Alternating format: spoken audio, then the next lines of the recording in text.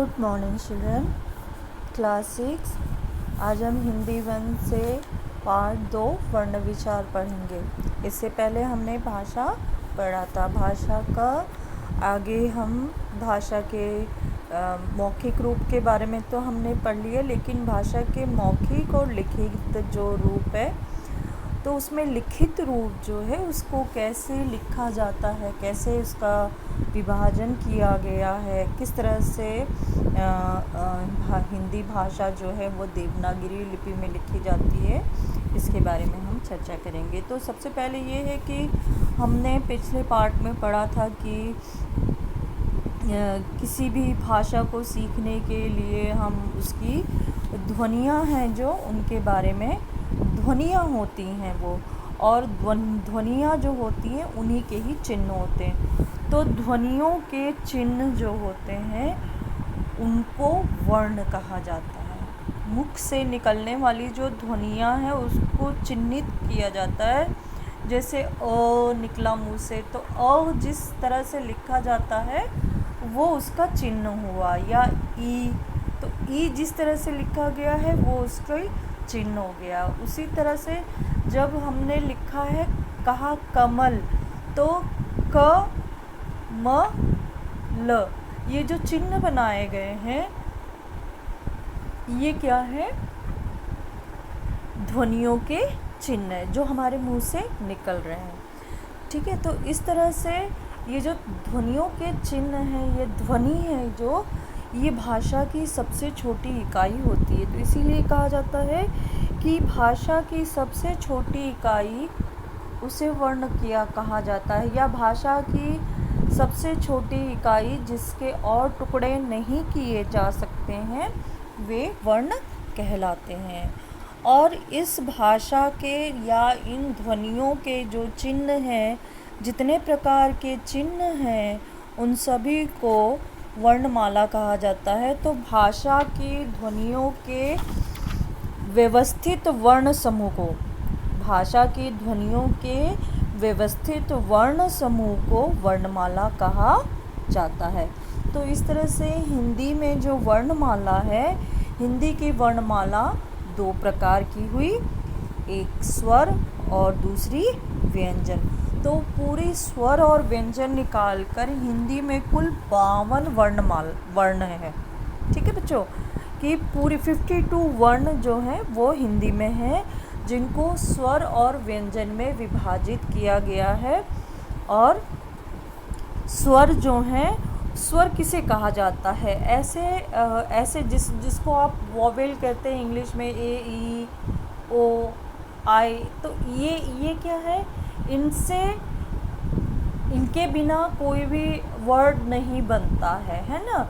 English में इनके बिना कोई वर्ड नहीं बनता। हर वर्ड में वॉवेल ज़रूर होना मस्ट होता है वॉवेल का। इसी तरह से हिंदी में भी भाषा में स्वर का होना निश्चित होता है। तो जो व्यंजन होते हैं उनमें स्वर है, उसमें अस्वर पहले से ही होता है हर एक व्यंजन में, और उसके बाद में उनमें जो मात्राएं लगा दी जाती है उन मात्राओं के आधार पर भाषा का विस्तार होता है और उसका रूपबद्ध होता है। तो स्वर वो हैं जो बिना किसी की सहायता से स्वतंत्र रूप से उच्चारित होते हैं। स्वर वे वर्ण होते हैं जो बिना किसी अन्य ध्वनि की सहायता से स्वतंत्र रूप से उच्चारित होते हैं, और इनके उच्चारण में किसी प्रकार की रुकावट नहीं आती है। और हिंदी में स्वर वर्ण की कुल 11 संख्या है। हिंदी की वर्णमाला में कुल 11 वर्ण हैं जो कि स्वर हैं। अ, आ, ई, उ, री, ए, ओ। ठीक है, ये पूरे 11 हैं। अंग और आहा जो है उसको अयोगवाह में गिना जाता है, वो भी हम आगे पढ़ेंगे। ठीक है बच्चों, तो इस तरह से स्वर और व्यंजन हो गया। अब स्वर हो गया।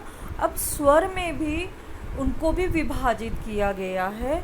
स्वर में जो कुछ वर्ण जो है वो ह्रस्व स्वर यानी छोटे स्वर आते हैं, और कुछ स्वर दीर्घ दीर्घ यानी बड़े स्वर में आते हैं। वो दीर्घ ह्रस्व और दीर्घ उनके उच्चारण के ध्वनियों के अनुसार उसको कहा गया है। और तीसरा इसमें है प्लुत स्वर। प्लुत स्वर भी जो है हम इनका प्रयोग जो है ये ख़ास तौर से गाने में प्लुत स्वरों का प्रयोग बहुत होता है, वो मैं आपको अभी बताती हूँ, एक्सप्लेन करती हूँ। तो ह्रस्व स्वर जिनके उच्चारण में बहुत कम, जैसे अ, ई, उ, री, ये हमारा सिंपल सा है कि इसका उच्चारण में ज़्यादा समय नहीं लगा। अ, ई, उ, री, ये सारे छोटे वर्ण हैं। ओके, आ, ई, उ, ए, ऐ, ओ, इनके उच्चारण में लंबा समय लग रहा है, यानी हम बड़े आराम से खींचकर उसको बोल रहे हैं, तो ज़्यादा समय लग रहा है, तो ये दीर्घ हो गए। अब हम इन दोनों को मिलाते हैं तो आप देखेंगे अपने आप आपको समझ में आएगा। जैसे अ, आ, ई, उ, री, ए, ऐ, ओ, औ, ये हमारा क्या हो रहा है, ज़्यादा समय ले रहा है। तो इस तरह से इसको दीर्घ स्वर कहा गया है। तो इसमें ह्रस्व स्वर और दीर्घ स्वर को फिर बांट दिया गया है। इस तरह से कुल मिला के ये 11 स्वर है। प्लुत स्वर क्या होता है? प्लुत स्वर जिसको बहुत लंबा खींचा जाता है, जैसे कि हम बहुत बार शास्त्रीय संगीत सुनते हैं, तो उसमें आपने सुना होगा जैसे आता है सा रे गा मा पा धा नि सा, तो अक्सर जो लोग होते हैं सा ऐसा लंबा खींचते हैं उसको। तो सा को लंबा जो खींचा जा रहा है, रे, गा, मा, ये क्या हो गया है, प्लुत स्वर हो गया है। ठीक है, तो ये प्लुत स्वर जो हैं वो अक्सर करके किस में निकाले जाते हैं, ये प्लुत स्वर हमेशा संगीत में प्रयोग होते हैं। ये भी स्वर ही होते हैं, वो स्वर को ही ऊंचा खींचते हैं। तो इस तरह से कुल मिला के हमारे स्वरों की संख्या 11 हो गई है, जिसमें से 4 ह्रस्व स्वर हैं और 7 दीर्घ स्वर हैं। और प्लुत स्वरों का प्रयोग किसी को बुलाने में या संगीत में, म्यूज़िक में किया जाता है। आगे भाषा को और विस्तारित रूप देने के लिए क्या किया है कि इन स्वरों के जो चिन्ह हैं, इनको व्यंजनों के साथ में किस तरह से प्रयोग करना है। जब किसी चीज़ को हम अब भाषा के विकास में जब करेंगे कि भाषा को और विस्तार देना है, तो इन स्वरों की सहायता से व्यंजनों में इनका प्रयोग करके वो भाषा को आगे और बड़ा उसका विस्तृत रूप करते हैं, उसको और बड़ा कर दिया जाता है। जैसे कि हम लिखते हैं, कहानी लिख रहे हैं कोई, तो उसमें हम मात्रा लगा रहे हैं, जैसे क है, ह है, ह में आ की मात्रा लगा दिए, न में बड़ी की मात्रा लगा दिए। तो इस तरह से मात्रा लगाकर, यानी स्वरों को मात्राओं के साथ में बनाकर हमने भाषा को और विकास किया है, भाषा को और विस्तृत रूप में किया है। तो आपको मालूम है कि अ जो स्वर है वो हर व्यंजन में होता है, हर व्यंजन में अ स्वर होता है। आ की मात्रा एक डंडा है, ई, उ, री, ए, ऐ, ओ, औ। इस तरह से ये सारे मात्राएं हैं जिनका हम, जैसे इसमें क्या है, पाक, पान, दिन, कील, पुल, दूर, कृपा, केला, पैसा, नोक, नौका।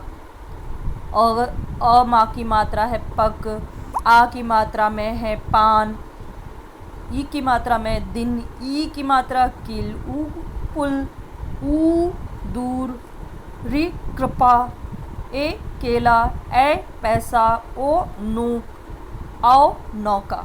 ठीक है, तो ये इस तरह से मात्राओं के प्रयोग के द्वारा इसको वो किया जाता है, हम भाषा को और विस्तार रूप में करते हैं। आगे हमारे हैं अयोगवाह। अयोगवाह जो अंग और आहा, ये 2 अयोगवाह हैं, और इन 2 अयोगवाह में जो बिंदी लगाई जाती है उसको अनुस्वार कहा जाता है। अंग में जो बिंदी आती है उसको अनुस्वार कहा जाता है, और जो आहा में जो 2 बिंदी लगाई जाती है एक कोलन की तरह, उसको विसर्ग कहा जाता है। लेकिन अनुस्वार जो है उसमें अनुस्वार को दो हिस्से किए हैं। एक तो जो बिंदी वाला है उसको अनुनासिका कहते हैं, अनुस्वार कहते हैं, और जो चंद्र बिंदी लगाई जाती है उसको अनुनासिका कहा जाता है। तो अनुस्वार वाले जो शब्द हैं जैसे संलग्न, संहार, संसार, संशय, संयोग, संवाद, संरक्षक, ये संयुक्त, व्यंजन, इस तरह से उसमें दिया है। पंचम, ये सब क्या है, अनुस्वार वाले हैं। और चंद्र बिंदी वाले जो शब्द हैं चांद, गांव, दांत, ऊंट, कुआं, ये मुंह, ये सारी चीज़ें क्या हैं, चंद्र बिंदी वाले। तो इस तरह से अयोगवाह जो है उसमें अनुस्वार जो है, अनुस्वार और अनुनासिका दो अंग और आहा का अनुस्वार में अनुस्वार और अनुनासिका, ये जो बिंदी वाले हैं उनको दो रूप में प्रयोग किया है। अयोगवाह जो है उसको विसर्ग के रूप में प्रयोग करते हैं जिसका उच्चारण ह होता है, जैसे प्रातः, अतः, इस तरह के जो शब्द होते हैं। प्रायः, ये विसर्ग लगाया हुआ। मनः, उत, इस तरह से। आगे जो है वो व्यंजन है। तो बच्चों व्यंजन वाला जो हिस्सा है वो मैं आपको अगले ऑडियो में भेजूंगी, ठीक है। बाकी पाठ आप पढ़िएगा।